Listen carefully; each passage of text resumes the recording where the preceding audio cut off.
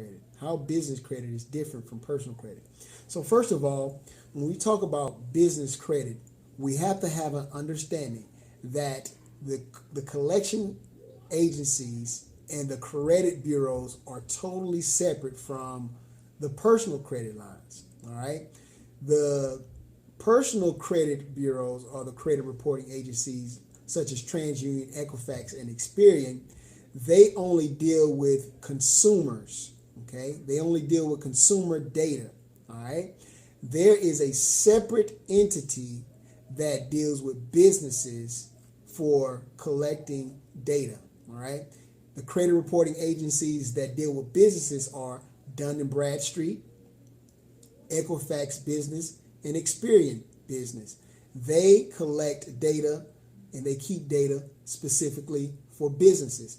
Now, the second reason why personal credit and business credit are different is because of the scoring system that they use.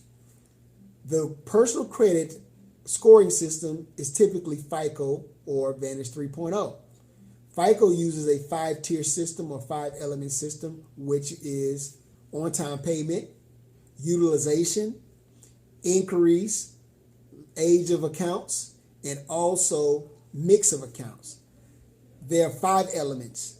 With business credit and the paydex score, it's only one element, and that's on-time payment. So on-time payment only shows up in business credit. The FICO score ranges from 300 to 850. The business credit or the paydex score ranges from 0 to 100. So they're very different, and I want to point that out. Now, what are the benefits of having business credit and why you need to have business credit? Well, if you're starting a business and you're using your personal lines, you're typically going to be using your credit. You're going to be using your cash flow, your reserves, your 401k. You're going to be using collateral or maybe equity from your home. Now, keep in mind, when you're starting a business, it's very risky.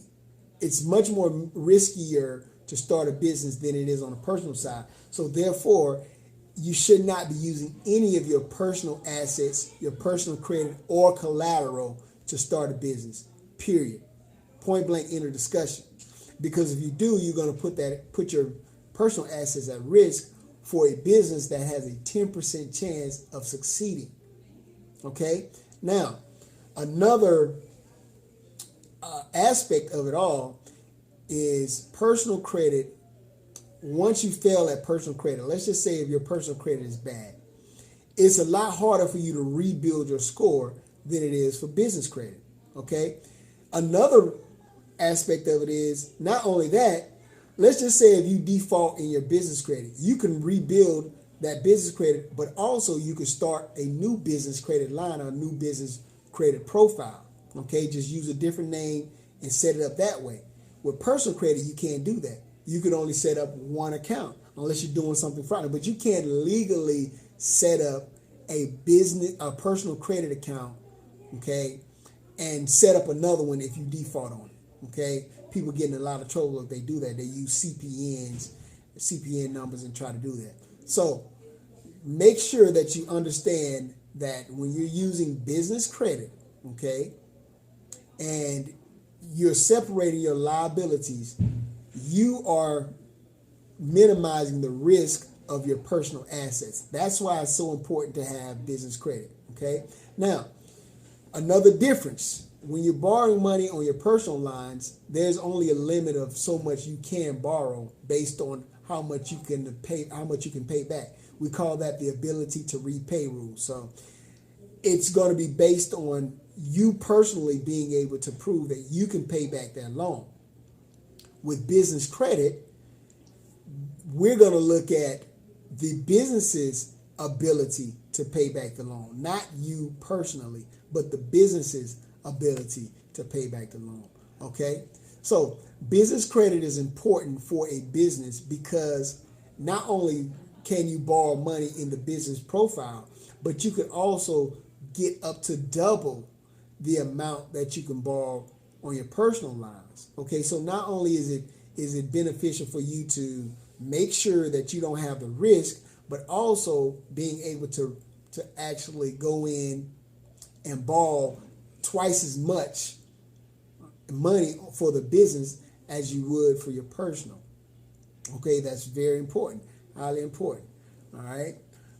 Another thing I wanted to bring out with all of this is when you're using your business credit, okay, and we're talking about the benefits of using your business credit, okay, you need to make sure that you set it up properly. All right. You can't just go in and set up the name, set up the profile. You definitely have to have a plan on how you set it up and know what you're doing. Otherwise, the system will actually deny you the loans or deny you the credit if it's not set up properly. Okay. So you got to keep in mind you're setting up a profile. It's kind of like a person, right? The only difference is you're using your business data points to actually prove that that business is legitimate, okay, such as the business name, the address, you're using the 411 listing, your business can be found on Google, you're making sure that your phone number is legit, all of these things, email, those are little things that you need to make sure that's legit. The second step to that is making sure that your business can populate a report from Dun & Bradstreet, Experian, and Equifax. All right. So, family, I just wanted to share that with you. And if you have any questions, you can call me 407-443-7550. 407-443-7550. You had any questions about business credit? We're going to be talking about business credit more because I understand most people don't know about it and they would like to know about it, but it's not as exposing. As a matter of fact, a lot of people in the banking system don't even know about business credit. They know about business loans, they know about business financing, but they don't know about business credit. How can I get business credit without having my personal credit intermingle or commingling with the business credit? That's the question.